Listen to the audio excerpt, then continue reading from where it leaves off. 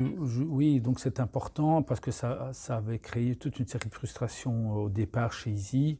Cette notion de hiérarchie et de salaire. Donc, bon, évidemment, on est très strict, on ne fait pas d'exception. Un collaborateur est enfin, dans un certain niveau et on sait que dans ce niveau-là, voilà le salaire. Et on sait quel est le salaire. Enfin, tout le monde sait à peu près le salaire de chacun, pas à l'euro près, mais on sait qu'en étant dans cette catégorie, on a tel salaire. Et chaque collaborateur sait que s'il monte de catégorie, bah, il va avoir une augmentation, c'est naturel. Et dans le foot, on fait exactement la même chose. Donc on a plusieurs catégories de joueurs.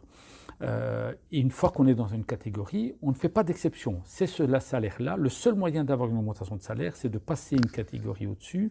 Et ce début de saison, il y a quelques mois, quand on a renégocié le contrat, il y a toute une série de joueurs, sans qu'ils demandent une augmentation, qu'on a fait passer à une catégorie au-dessus, alors qu'ils n'avaient joué que quelques matchs, mais on avait senti sur 2 mois de matchs qu'ils avaient le niveau supérieur, et donc ils s'attendaient presque à avoir des diminutions à cause du Covid, et on les a augmentés.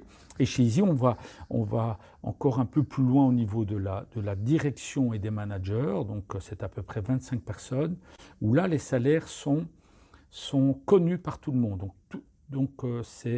Enfin, entre eux, ils connaissent, il y a des grilles, et donc ils connaissent le fixe, le variable, et chaque manager sait ce qu'il doit faire pour avoir son augmentation de salaire. Et comme ça, c'est la transparence la plus totale. Il n'y a plus de discussion, il n'y a plus de suspicion. Lui, il a autant, lui, il a autant. Non, c'est une grille et tout le monde connaît la grille et le salaire de son collaborateur.